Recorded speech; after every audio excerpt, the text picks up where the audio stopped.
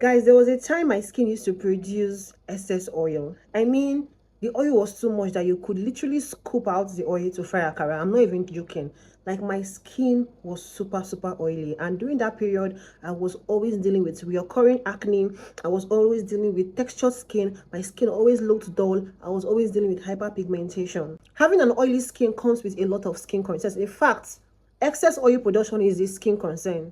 There are people that have the normal oily skin that we know of, and there are still people that have excess oil production. That one is a skin concern, because that alone can cause a lot of other skin concerns on your skin. So I figured out that the reason why my skin wasn't clear, the reason why my skin had all those, things that it had, was because of excess oil production. So I knew that the way forward was to look for how to tackle my excess oil production and control or balance my oil production. And that was what I focused on, and that changed my entire skin. As you can see, my skin looks great. No acne, no hyperpigmentation. My skin texture looks smooth. It's like I'm loving my skin. And this is what today's video is going to be focused on: how to manage excess oil production. So if your skin produces excess oil and you have acne, you have hyperpigmentation, your skin texture is rough, this video is for you. I'll be sharing with you the different steps that I took that helped me curb excess oil production, because that was the root cause of my problem. Now, one thing with skincare is that once you realize or once you discover the root cause of your problem, you are already a step ahead. Most people are still dealing with their skin concerns now because they haven't figured out the root cause of the problem. So you might be doing the right thing, you might be using the right products, but if you haven't focused or if you haven't tackled the root cause of your problem, you will just be going around circles. Your skin might be fine today, tomorrow it gets bad. So figuring out the root cause of your problem is very important. That should be the first step you should take if you want to find the solution to your problem. Before we dive right into this video, hi guys, my name is Blossom Chinwe. If you're seeing my face for the very first time, please don't make it your last. Do well to hit the subscribe button, like this video, share this video to your family and friends. If you have any questions whatsoever, please ask them in the comment section. And without further ado, let us just quickly jump right into this video. Now, before we start talking about skincare products or skincare routine, let's talk about lifestyle. Because let's be honest, managing your oil production, controlling your oil production starts with your lifestyle, your diet. Now, let's start with your sleep. As an adult, how many hours of sleep do you have in a day? As an adult, you ought to have enough sleep. I'm talking 7 to 8 hours every day. Lack of sleep can trigger your stress hormones, which can trigger oil production, excess oil production. I remember when my son started school few weeks ago. So I had to start waking up early as 5:30, 6 o'clock to prepare him for school. I sleep quite late. I sleep as late as sometimes 1 a.m., sometimes 12 a.m. Waking up by 5 a.m. started affecting me. It wasn't just affecting my skin, it was affecting my overall health. I would wake up always tired. I would wake up feeling like I've not had enough sleep. So I had to work on my sleeping time. I started sleeping by 10 p.m. at most. And then that started telling on my skin. My skin started getting better. So if you're underestimating the importance of this 7 to 8 hours sleep a day, you shouldn't. The next one is water. As an adult, what quantity of water do you take in a day? An adult is meant to take 2 to 3 liters of water daily. A lot of people underestimate the importance of hydration. Hydration is not just about using hydrating products. Hydration starts from within. As cliche as it sounds, one of the reasons why my skin looks great is because I take a lot of water. Honestly speaking, I take nothing less than 2 to 3 liters of water daily. I drink water a lot. My body is hydrated. My skin is hydrated. Hydration balances your skin, especially if you're dealing with excess oil production. Because the less water you drink, the more oil your skin produces in order to compensate for how dehydrated your body is. The next one is diet, which is super important. There was a time I used to love pancakes. I'm not talking of the foreign pancake that they make with just little oil. I'm talking of the Nigerian one that they will pour a gallon of oil and then fry the pancake. Like the pancake will be floating. That's the kind of pancake that I used to love. Like I would always eat it. Breakfast, lunch, dinner. I didn't know that was what contributed to my oil production. So if you like to eat fried foods, I'm not telling you to completely stop it. Just try to minimize it. Because up to now, I still eat pancakes, but I try as much as possible to reduce the frequency. I don't eat it as often as I used to. And I've noticed a difference in my skin. Eat healthy foods. Take lots of fruits, vegetables, drink lots of water, and trust me, all these things tell on your skin. So guys, I just thought to put that out there. Like, these are the major lifestyle changes and diet changes that I made that actually helped with my skin. Now, like I said, they work hand in hand with your skincare routine. So let's say this takes 20%, the remaining 80% is on your skincare routine. What products are you using? Are you using the right texture for your skin type? Are you using the right ingredient for your skin type?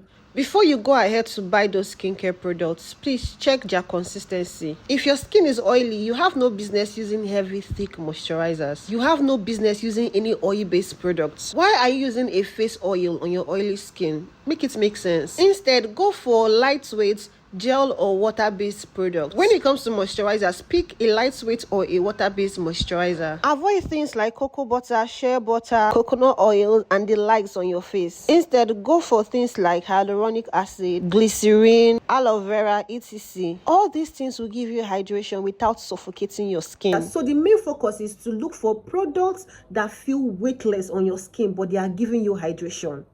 Now, when it comes to ingredients, there are two things you need to focus on. Focus on ingredients that would help to control oil production, balance oil production, and focus on ingredients that will help to unclog your pores. There are two ingredients that I decided to, focus on during that period: niacinamide and salicylic acid. Now, this is what I call the oily skin dream team. If you use these two ingredients in your skincare routine, I promise you, your oily skin is going to be under control.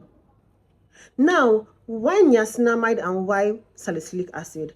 Niacinamide is one ingredient that is super good for people dealing with oily skin, excess oil production, because it is one ingredient that balances or controls oil production. It reduces the amount of oil that your skin produces. It balances it. It also helps to smoothen out your skin texture. So please, if you have an oily skin, especially those with excess oil production, please incorporate niacinamide in your skincare routine. From 5% to 10% is enough to control oil production.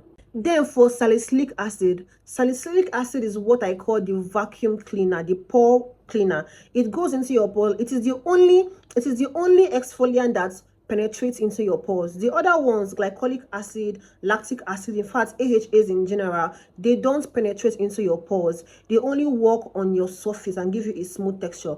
But salicylic acid will go into your pores, clear your pores, remove all the debris, all the oils that must have clogged your pores, and ensures that your pores stays clear.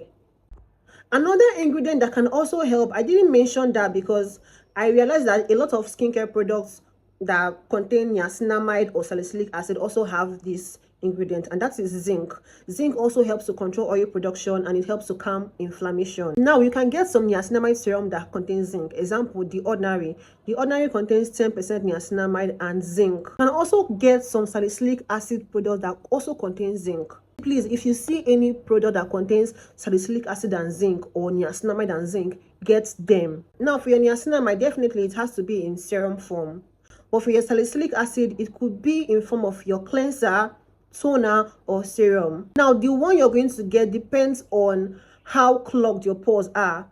So if your pores are not that clogged, or maybe you have glycolic acid in your routine or lactic acid in your routine and you want to use salicylic acid, just get it in a cleanser form. But if you're dealing with a lot of clogged pores, a lot of texture on your face, then get a salicylic acid toner or serum. These are two leave-on salicylic acid products. Unlike the face wash that you're going to rinse off, these ones are going to stay on your skin, making them more effective. During my treatment, the salicylic acid product I used was Clean and Clear Blackhead Salicylic Acid Toner. That was what I used, and that really worked for me. But right now, I don't think I can recommend that to people because that product is quite harsh. So if your skin is sensitive, that may not be good for you because it contains a high level of alcohol that can be very drying and very irritating. So now that I know better, I don't recommend that to people. There are other various salicylic acid toners you can use. I'm going to put them up on the screen. Get any of these salicylic acid toners. Now, if you don't want to use a toner, you want to use a serum, get any of these salicylic acid serums. These products will help to ensure that your pores remains unclogged. If your pores are already clogged, they will help to unclog them. They will help to exfoliate your skin, remove the dead skin cells. How are you going to incorporate these products in your routine? Very simple. In the morning, you cleanse with a cleanser that suits your skin type, your oily skin. Don't use a harsh cleanser. Don't use a drying cleanser. Get yourself a foaming cleanser, a gel cleanser, or an oil control cleanser. If you want a very simple routine, you can skip your toner and then you go in with your niacinamide serum. Look for serums with 5 to 10% of niacinamide. You can use 15% though, depending on your skin's tolerance. I started with using 15% of niacinamide. I used Balance Active, and that worked marvelously well for me. And then you follow up with your sunscreen. 3-step, very simple, very straightforward. Then at night, you're going to use your Salicylic Acid product. It is an exfoliant, so you need to use it at night. So at night, you will use your Salicylic Acid product, your toner or your serum, at most 3 times weekly. So you're going to cleanse, use your Salicylic Acid toner or serum, and then you apply your moisturizer and you're good to go. If you're using your Salicylic Acid face wash or cleanser, you're going to use that cleanser, allow it to stay in your skin for some time to let the ingredients, the Salicylic Acid, penetrate into your skin and clear your pores. So you will leave it for about 3 to 5 minutes before you rinse off. And then you apply your moisturizer. If you have your toner, you can go in with your toner, hydrating toner alone before you go in with your moisturizer. Do this 2 to 3 times weekly. Then for other nights that you will not be using your Salicylic Acid, you can just cleanse, apply your niacinamide serum, and then you moisturize. And before I forget, you can also use your niacinamide together with your Salicylic Acid. I almost forgot. Yes, you can use them together because they work really well together. So after you cleanse, you use your Salicylic Acid toner or serum, you can apply your niacinamide serum, and then you apply your moisturizer. Then on other days, skip your Salicylic Acid, cleanse, use your niacinamide serum, and apply your moisturizer, and you're good to go. Simple and short.